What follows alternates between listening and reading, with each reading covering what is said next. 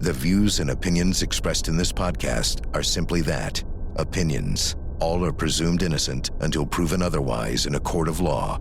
Sensitive topics are discussed. Discretion is advised.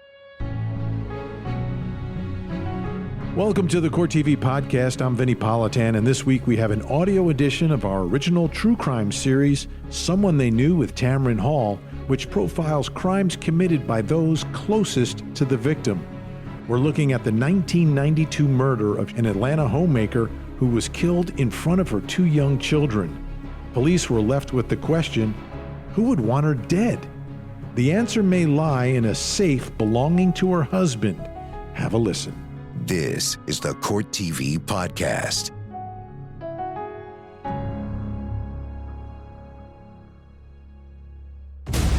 Sara Tokars had not an enemy in the world. Why would somebody want her done away with?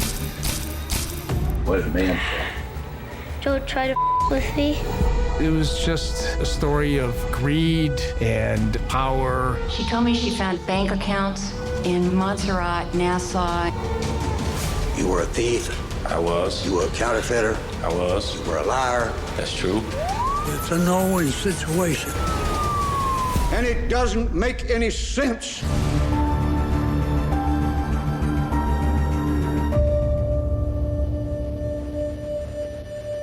It could really have happened anywhere, but 30 years ago in Marietta, Georgia, it seemed unlikely. Scratch beneath the surface of any American town, and you'll find that sometimes people may not be what they seem. When Sara Tokars was brutally murdered in front of her two young sons, that truth became shockingly clear. This was an area of Cobb County that was all homes, residential, no businesses, had very little crime. I got a call to get up to Cobb County, which is north of the city. There was a terrible killing that had occurred.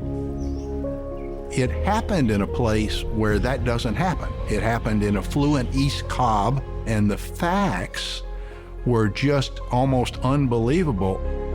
When I heard there was a homicide of a young housewife, Sara Tokars, I went out to the scene.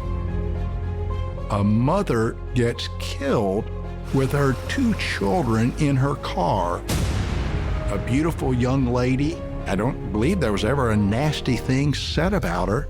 You had a very successful attorney. You had a beautiful wife. Fred Tokars lived in a very nice neighborhood, drove nice cars. He lived well, I thought, and so did some of the police at the time, that maybe it was a robbery. At the crime scene, detectives had a preliminary interview with the oldest of the two boys, which was Ricky Tokars. He was 6 years old at the time. Mike was 4. We were going to have to rely heavily on what Ricky Tokars could tell us.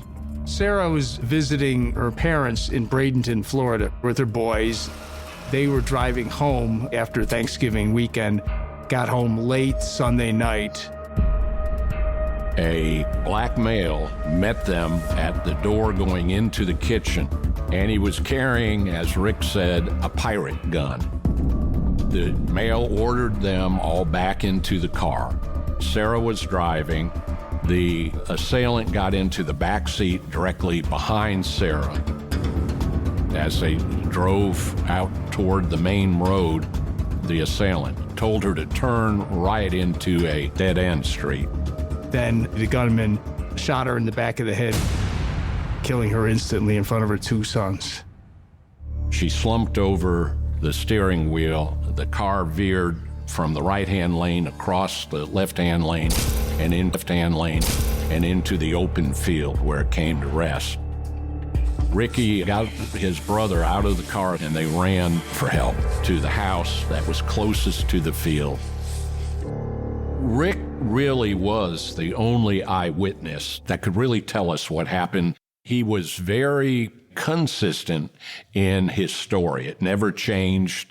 The detectives at the scene felt that it was very important that we get back to the home, which was less than 2 miles from where her vehicle was found. They felt that there might have been a home invasion, and we could find some evidence that somebody had broken in. Some curious things were discovered. First of all, there was no tearing apart of drawers opened and shut. There were no clothing strewn throughout the floor or other items. And probably the most curious thing that the police discovered was that the house had a sliding glass door from the kitchen dining area out to a back patio. It was unlocked. There was a pole that would be put in the track to keep the door from opening. The pole was not in the door, so it was very clear that there was no forcible entry. It just did not add up to a botched robbery. It didn't seem like it was a burglary. Why would there be a person there at the house without a car? And then there was a thought maybe it was a revenge killing and that it was a client that was angry at him. Fred was a very well-known lawyer. He had gotten a reputation doing some criminal defense work. Fred had represented some drug dealers who bought nightclubs here in Atlanta. So the initial thought was someone was paying him back for something he did. Sara Tokars taught at her children's Catholic school. She had not an enemy in the world. Why would somebody want to take it out on her? It was clear that whoever shot and killed her didn't want to hold her for ransom, but wanted her done away with. He had very strange relationships with the people that were in the nightclub industry, drug dealers. These things started piling up, and that was a real red flag. Police have no weapon and no firm suspects, but what they do have is a surprisingly absent husband with a string of shady business associates. Could one of them have been trying to send a vicious message or even be settling a score? Investigators have a lot of unanswered questions for Fred Tokars, but first, they'll have to find him. Fred Tokars and Sara knew each other from high school. They were from Buffalo, New York. Their fathers were doctors. And Brusco, which was Sarah's maiden name, moved to Florida. The detectives found out from Rick that their dad had been down with them for Thanksgiving, but had flown home early because he had business. That's all we knew at that time. The police had located Fred in Montgomery. All we could do is notify him that his wife had been murdered. Sara had a very close-knit family. Her parents and 5 sisters, they all immediately came in to Marietta to find out what happened to their sister and their daughter. The church and the Ambrusco family and neighbors of Fred and Sara's put up a reward. A telephone call came into the Cobb County Police Department from a young lady who identified herself as Tuesday Rower. She was inquiring about the reward money. And her story started to really click with the evidence that the police had. She had a brother by the name of Curtis Rower. Tuesday said Curtis got a gun from Eddie Lawrence, and that's where we first heard Eddie Lawrence. He came back with blood all over his sneakers and his clothes, and she helped him wash out his tennis shoes. When the homicide was publicized, Rower started hiding in the apartment where he lived with Tuesday. It was then that they arrested him. Curtis Rower was the man with the shotgun. He ended up being kind of the original weak link in their scheme. Rower confessed that he was the guy in the house and that he was doing it for a man named Eddie Lawrence. He admitted that he had been approached by Eddie and promised $5,000 if he would kill this woman. Eddie was brought in. Lawrence didn't cooperate in the beginning. Lawrence denied everything, but Rower said that Lawrence took him out there, drove him out there. It wasn't long before his attorneys came to us and said, what can we do here? And we said, Eddie's got to come clean. And Eddie did. The arrest came right before Christmas. Eddie Lawrence and Curtis Rower were arrested. It all seemed like it was almost solved then. Well, there's one missing link. Curtis was talking right off the bat, but he had really nothing to offer. All he knew was he was told to go and kill this lady. So that was an incomplete picture. The only one with the complete picture, of course, was Eddie Lawrence. He was the middleman. He set up the killing. Eddie was a hustler. Fred had done some business with him. He had loaned him money, and then he had sued him, and then loaned him more money, and then sued him again. So those records started popping up. Investigators had some questions about Fred's business dealings, and then that started to be the theory that they ran with. In the earlier days, I would classify Fred as a person of interest. Right off the bat, the detectives did not like the way he was acting. When someone's killed, the first person the police usually look at is the husband.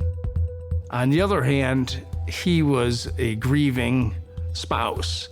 And I remember going to Sarah's funeral, and he was just walking up the aisle sobbing.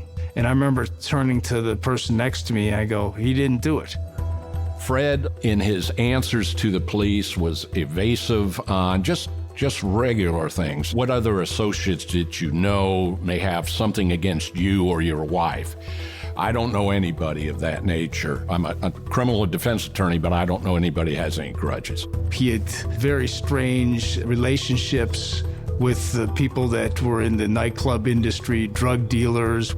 These things started piling up, and that was a real red flag. That's when it started to focus on Tokars. They asked him, what's your relationship to Eddie Lawrence? And the investigators found out something pretty startling. We had a news conference out in front of my office, and I wrote what he was supposed to say. And in the middle of what he was supposed to say, he said a stupid thing.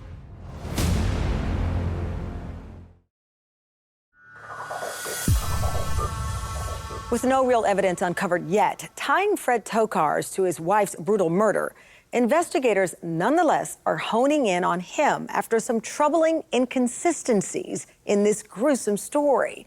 Unlikely people seem to be increasingly connected in unexpected ways. Eddie Lawrence and Tokars were in business together. Lawrence had a business where he was refurbishing homes and things like that, and Tokars was a partner, a silent partner, but a partner. Eddie and Fred had been involved with a lot of questionable businesses, everything from home remodeling to nightclubs that Eddie was kind of, for lack of a better term, a bag man for. The prosecution needed someone to tie Fred with the hitman, and Eddie being the middleman. He was kind of the key. So he cut a deal with the prosecutors. Rower really couldn't throw Tokars under the bus. Lawrence did. The state said, we're going to give you the death penalty. We're going to fry you. And then Lawrence said, well, okay, I'll put Tokars in it. Eddie told them that Fred had wanted his wife dead.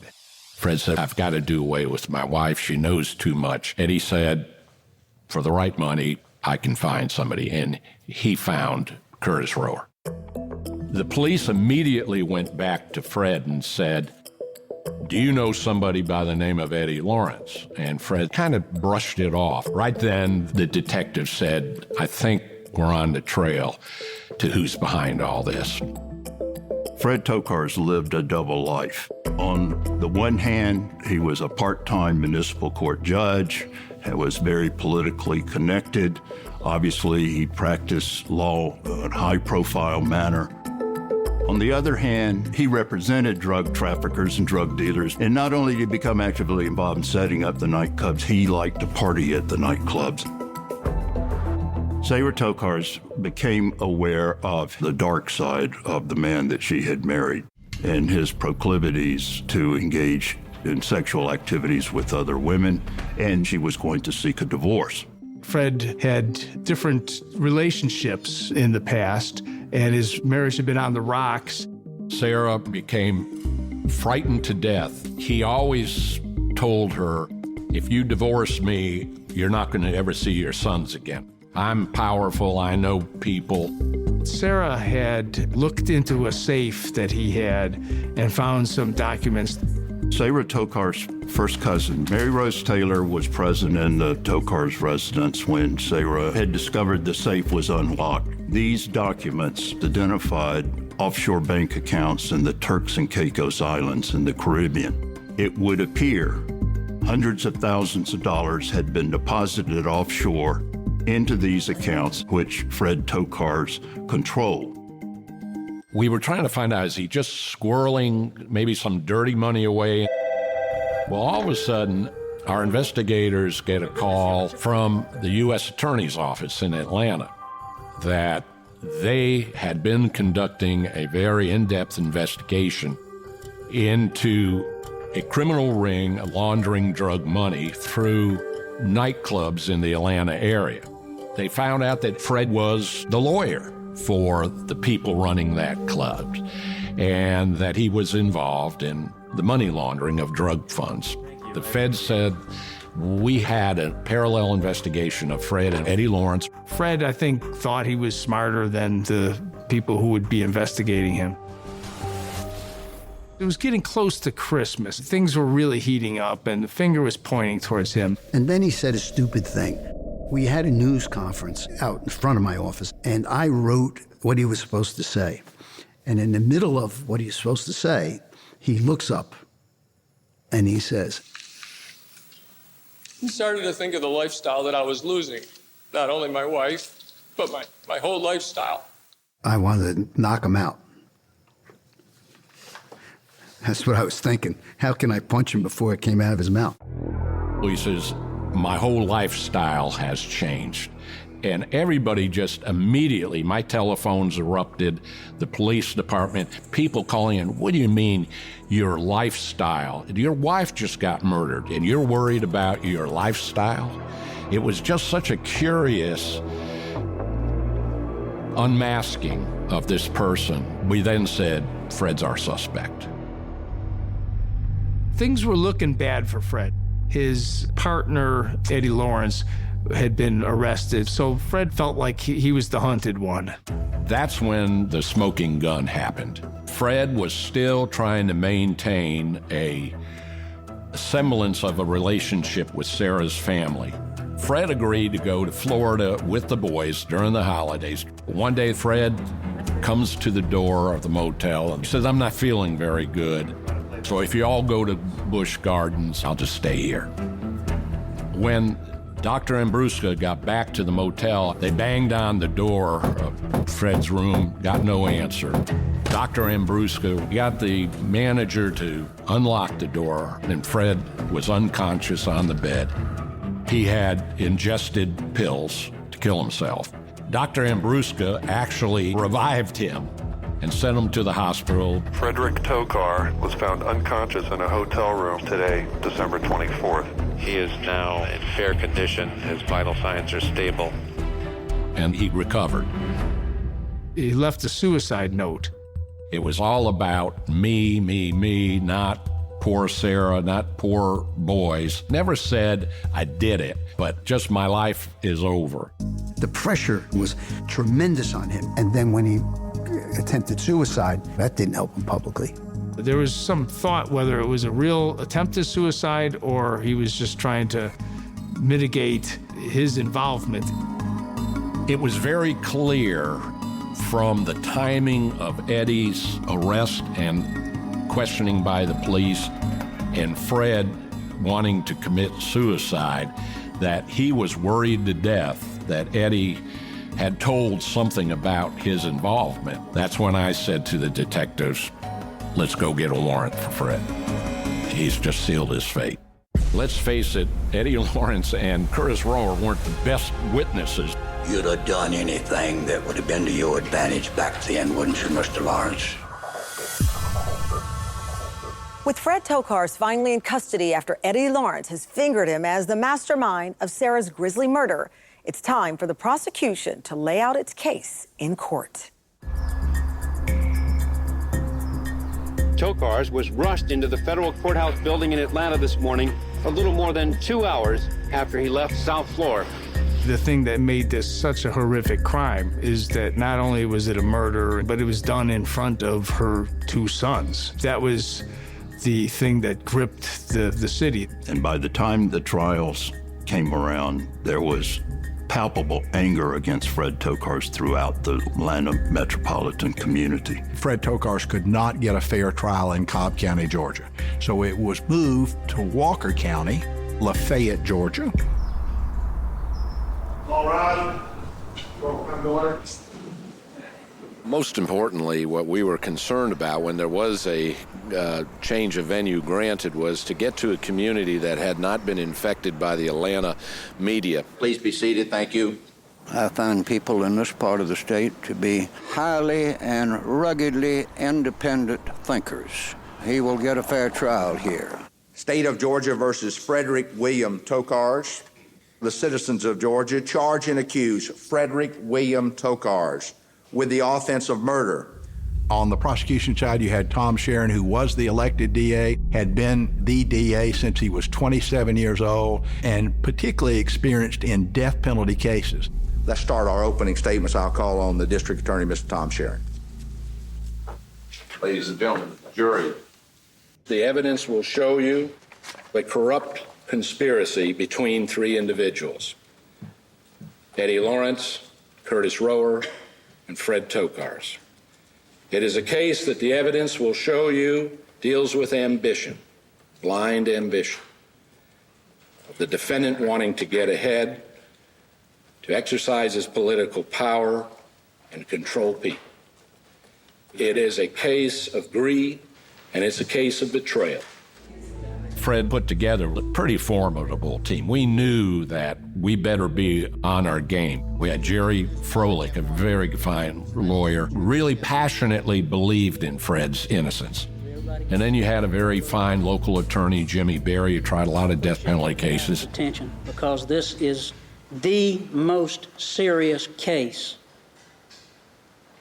that anyone can ever sit on, because they want to kill him. And let me tell you something, that is dead serious.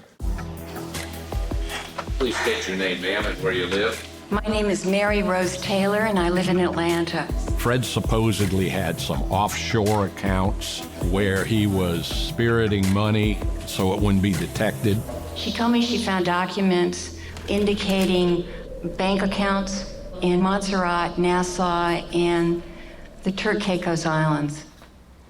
And she told me that there were incorporation papers for companies with unusual names. They argued that he was laundering money offshore. I mean, there was so much that they threw at him. Did you ever tell her you suspected money laundering? Among other things, yes, sir. Tom Sharon has stated publicly many times that if he didn't ask for the death penalty for Fred Tokars, he could never ask for it for anybody. Dr. Frisk, did you have occasion to examine Mrs. Tokars herself as to any injuries that you could see? Yes, I did. And could you tell us what, if anything, you found? I noted that she had a shotgun wound to her head. I was able to follow the multiple pellets that had entered into the skull. They entered the cranial vault where the brain sits and caused extensive hemorrhage and laceration of the brain tissue. Doctor, in reference to 410 shotgun shell, your findings are based upon the fact that it was a 2.5-inch shell, correct? My findings at the autopsy were what they are. There was multiple pellets, birdshot within the brain. With that information, I know that this woman was shot with a shotgun, and it was birdshot, no question. The defense had the knives out. We knew that we had to call some very unseemly witnesses. Their credibility was going to be in question. I'd like to ask you if you ever had occasion to come in contact with the defendant in this trial, Fred Tokars. Yes, ma'am, I did.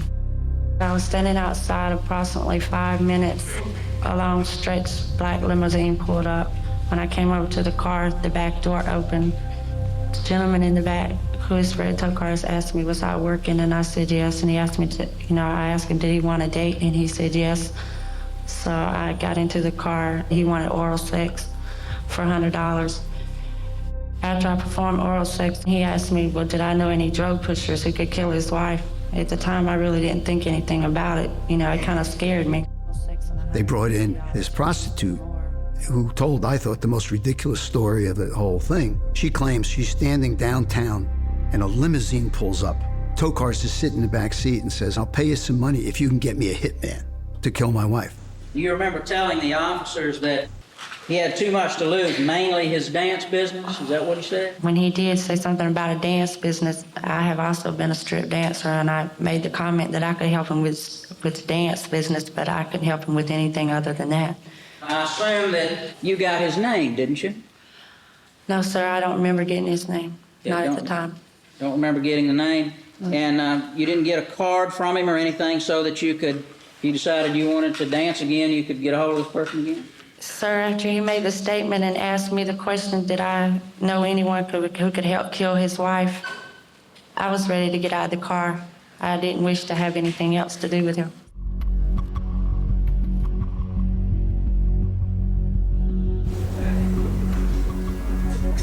We had tried Rower first. We had Curtis admitting to the killing, saying it was accidental. Well, that's still murder because you're in the act of another felony, kidnapping, and the jury came in and said, we can't reach a verdict. The foreman said, I don't think he did it. He told me that it was his wife and that she was standing in the way of a lot of money. He told me that it had to be done in the house and made it look like a burglary. According to the defense, Fred Tokars did not do this. He was being set up by the middleman, Eddie Lawrence. Eddie Lawrence had taken the deal or the plea of the century, and the state wanted to get Fred Tokars so badly, they basically sold out.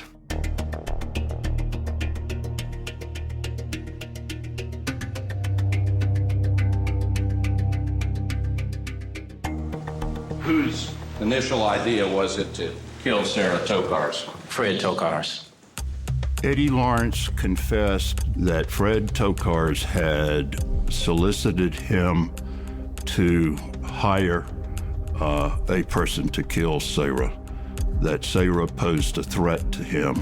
He asked me if I would kill someone, and I replied that if my life was threatened, yes. When he mentioned that it was his wife that he wanted to kill, I asked him why. And what did he say? That she was going to divorce him and she was going to take everything that he had. Let's face it, Eddie Lawrence and Curtis Rower weren't the best witnesses, but their statements seemed to corroborate the police investigation that this was a set-up killing. Fred set it in motion. Eddie was the middleman to find Curtis Rower, and Rower was just the hitman.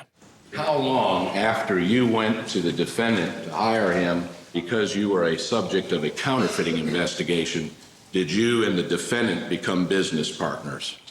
Within a month. It was going to be a legal business used to launder illegal proceeds, drug money, any type of profits from crime, in other words.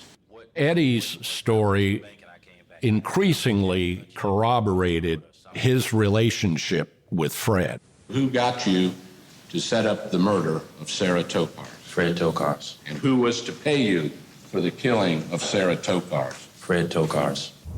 I thought there was a lot of damage we did to the prosecution's case. But Lawrence was up there, and he was a con man, and he was very good at what he said and what he did. You'd have done anything that would have been to your advantage back then, wouldn't you, Mr. Lawrence? I would have did a lot. You would have killed, lied, I did do cheated. That. I did that. You were a thief. I was. You were a counterfeiter. I was. You were a liar. That's true. A murderer. That's true. Is there anything that you can think of that you would not do back at that period of time in your life? Yes. What would it be? I don't hurt children. I don't hurt old people. Well, that leaves me out. We felt confident in the case we had, but here's where the difficult thing came in. I had to call Ricky as a witness in the Rower case. Obviously, he couldn't say anything about what his dad was involvement in, but we needed his testimony. Had you packed the car up with your mom and Mike? Yes. And did you go anywhere at that time? Yes. Okay.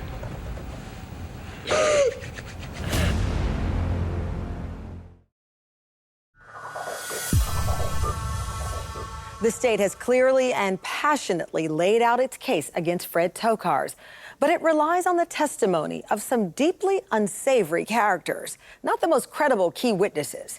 Now it's up to the defense to use that vulnerability in the prosecution's case to sway the jury with reasonable doubt. Even though the family gave me permission to utilize Ricky, I said, I don't think I can live with putting that little boy up before his dad. Fortunately, Court TV and other news outlets taped his full direct examination and cross in Curtis's case. I went to the defense and I said, how about we play the tape of Ricky's testimony? And they, of course, agreed. To this day, I think I made the right decision. And you would have been how old back then? Probably 6, maybe. Okay, and Mike would have been how old then? 4 or 5. Okay. The morning that you left, Rick, to come back to Marietta, do you remember that? Yes. Okay. And before you left, had you packed the car up with your mom and Mike? Yes. Okay. And did you go anywhere at that time? Yes. Okay. You a little nervous? Okay. We had the assurance from child psychologists that Ricky was of such that they felt it may even be a cleansing for him to be able to testify on behalf of his mother. We got in the car. What happened when you got to the door, Rick? I think she opened it or the bad guy opened it, and then he said, everybody get in the car. Was he carrying anything at that time? Yes. And what was he carrying? A gun. Yeah, tell us what the gun looked like. Well, it was like a pirate gun. Ricky described the sawed-off shotgun as a pirate's pistol, kind of like the old-fashioned blunderbuss that you see in the movies. It like goes up and it like goes down a little bit. You know the thing that the bullet comes out of? Yeah. That's it right there, and it comes back, goes down a little bit, and it curves down. After questioning Curtis about the pirate gun, he confirmed that he had a sawed-off 410 gauge shotgun. Obviously, the medical examiner confirmed that Sara was shot with a 410 gauge shotgun. We got back in the car. He said, drive. My mom goes, is it okay if I just drop you off here? And what did the man say? Don't try to with me. And what did your mom say? I'm not trying to with you. What happened after your mom said that back to the van? He shot the gun. And what did you do next? I sort of seen if my mom was like still awake or if she was dead, and then I woke my brother up, and You woke your brother up? yeah, and then I told him we had to go get help, and then we went to go get help. He broke down, he cried, but he never deviated from his original statement to the police. People remember things better sometimes near when it happened than they do a lot later. Do you think you remembered better then or better now? What do you mean? The last thing you want to do is get the kid crying. Even if he's made a misstatement, you're not going to attack a kid. Well, I'm getting kind of old. So when I try to remember stuff that happened when I was a kid, I have trouble doing it. Yeah, but you know like how you like the first time you hit a home run? Like that? You like always remember that, don't you? Yeah, it sticks out in your memory, doesn't it?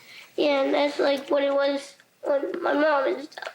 Some lawyers say, oh, anybody that says anything against my client, I got to attack.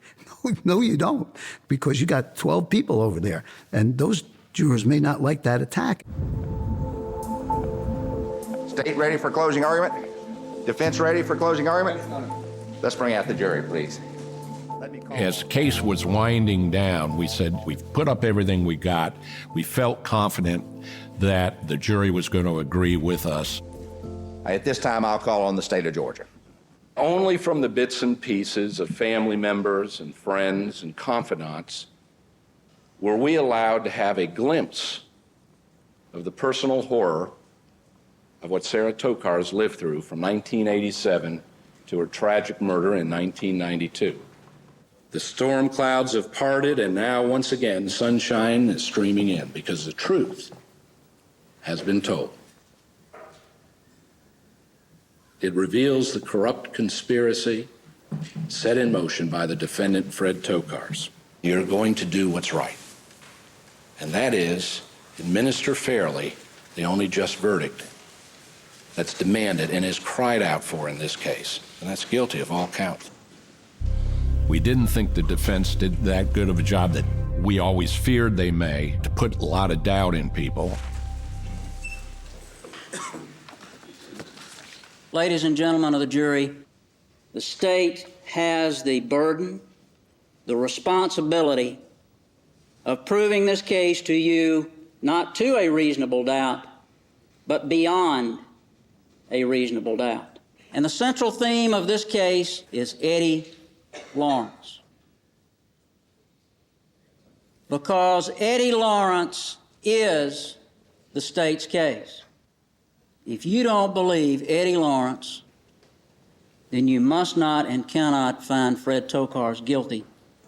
Tokars told me from the beginning that he didn't do it. And when Rower was arrested, that he didn't know Rower. When Lawrence was arrested, he said that he knew Lawrence, but Tokars said he had nothing to do with the murder. I believed them. The issue is not whether he was having affairs or he was having prostitutes. The issue was, did he arrange to kill his wife? And we need to stick on that. Fred Tokars may be guilty of being not the best husband. He may be guilty of representing bad people. He may be guilty of adultery, but he's not guilty of murder. Thank you, Mr. Berry. I'll call on Mr. Cook, attorney at law. I don't think there's been a better defense team. Maybe O.J. had one, but not much better. Bobby Lee Cook's a legend. We might not be from Marietta or Atlanta, but we've got a lot of sense up here in these mountains and hills. We didn't fall off of a turnip truck, Mr. Chairman. And it doesn't make any sense. Eddie Lawrence, he's a liar, and he's a cheat, and he's a scoundrel. And if he told me it was raining, I wouldn't get my coat or my hat. You've got to believe everything that he says, or you've got to believe nothing that he says. I have seen enough sadness in trials to fill up this courtroom with tears. But I can say to this jury, I have never seen such an audacious liar in my life. State of Georgia versus Frederick William Tokars, defendant. Verdict. Count 1. We, the jury, find the defendant, Frederick William Tokars. The prosecution has mounted a formidable case against Fred Tokars, but his legal dream team has also presented a strong defense. Will the jury be convinced beyond a reasonable doubt of his involvement in the callous, premeditated murder of his wife? As the jurors deliberate, Fred Tokars' life hangs in the balance. Please be seated. I was notified about 15 minutes ago they have a verdict. I do not know what the verdict is. Mr. Foreperson, has the jury reached a unanimous verdict on all counts? In the Superior Court of Cobb County, transferred to the Superior Court of Walker County, State of Georgia.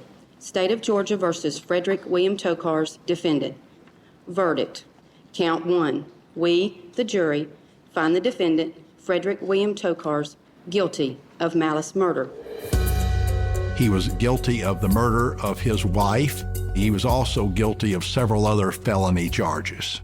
You never know what a jury is thinking. You never know why they sometimes come to decisions that they do.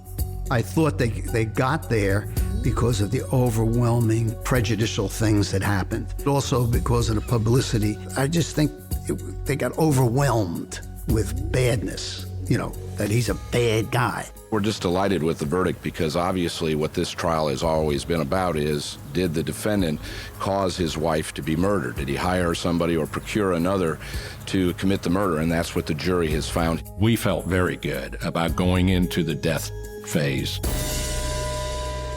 If you feel that you're losing your emotional control, then please leave the courtroom. We're not going to have any outburst whatsoever in the courtroom. It's just not proper. Bring in the jury, please. It was my very first death penalty case. This was certainly one of my biggest cases. It was sort of dangerous to assign this case to somebody that had never had one before, but you have to have a first one. If we don't get a not guilty, we got a death penalty that we got to try. I knew Tokars' mother was elderly, and she was very believable and in his corner. And I knew we were going to put her on if we lost the trial. And we had the death penalty. She got on and she cried and she said, you know, it's my son. I don't know if I can live without him. Please don't kill my son. I beg you to spare my son's life. For the past 3 years, the thought of life in prison without parole for Fred was something I would think about and find it was intolerable. I couldn't live with it. Today I would eagerly accept it. They had her brother and his mother testify. The jury was out and out and out, and the bailiffs were telling us there was a lot of loud discussions in there. The form seems to be proper as to both the verdict as to sentence. I'm going to call on the clerk of the court to publish the verdict, please. We, the jury, have found beyond a reasonable doubt that one or more of the alleged statutory aggravating circumstances do exist, and we recommend a life sentence to be imposed. As it turned out, the jury for the death penalty hung 10-2, and then they gave him life with parole. I thought that was a fair sentence. There was a majority vote to give Fred Tokars the death penalty, but in our state, you must have a unanimous decision. Tokars was stunned. He put his head down and he hugged us all. Justice was served. The family always believed, I think, that he needed to get the death penalty. They never did get the death penalty. This entire experience is a very depressing and very discouraging experience. I sort of feel that it's a no-win situation. Fred Tokars went to prison for the rest of his life. Some people would argue that the jury should have given him the death penalty. I trust the jury. We couldn't ask any more than we asked of that jury. They sat there for 44 days, so I am certainly satisfied with their verdict. A lot of people thought we lost, and I don't think we lost.